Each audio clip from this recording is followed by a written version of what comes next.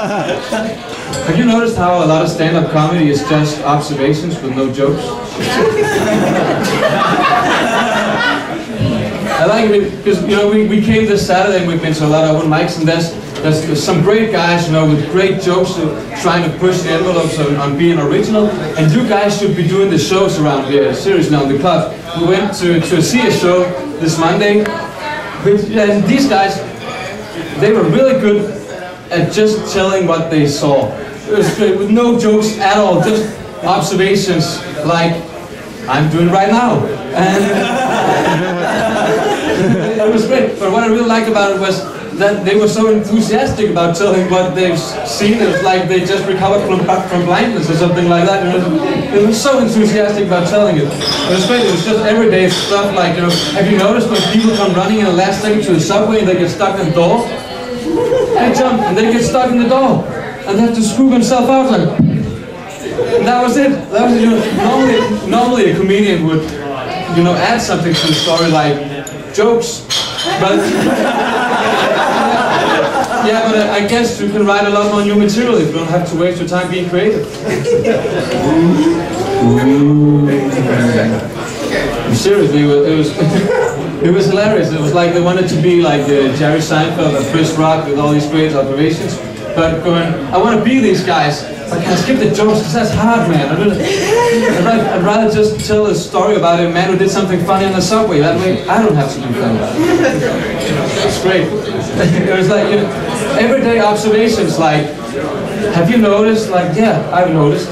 We've all noticed. So maybe we all could be stand-up comedians if only pencils and paper weren't so rare.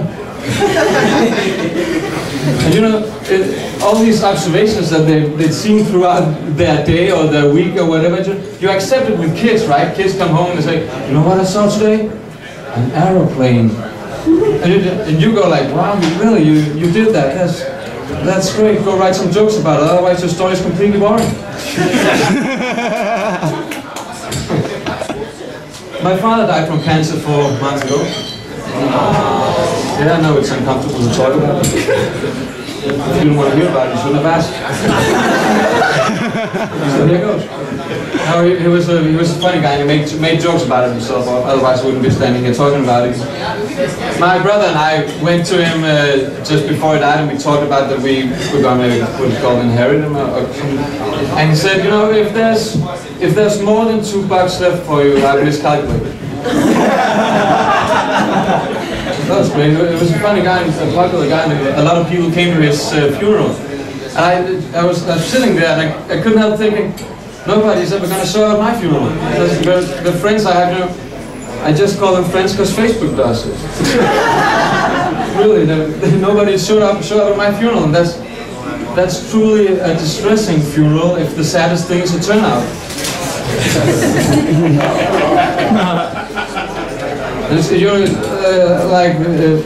Like we was talking about earlier, it's crazy with Facebook.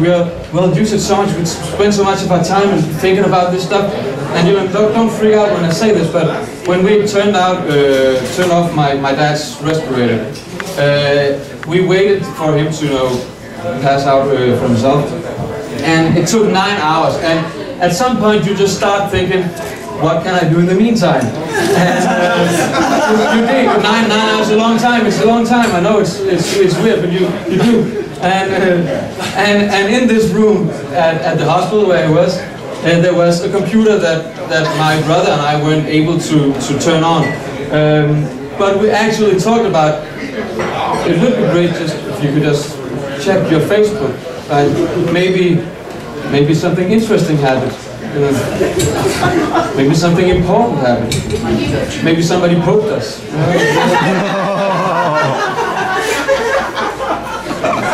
Yeah, we did, you know. And you know, we couldn't turn on the computer, but it would be really, you know, weird scenario if we'd actually could turn on the computer, log onto our Facebook, and you know, the first thing that meets you is a text box saying, "What are you doing right now?" Then it just opened up for some really weird updates, you know. My friends can log on, see what their friends are doing, like, oh, it's just been in the garden, just baked a cake, just turned off his dad's respirator, just not saying what? And even more weird is it when I log on and see 4 of your friends like this.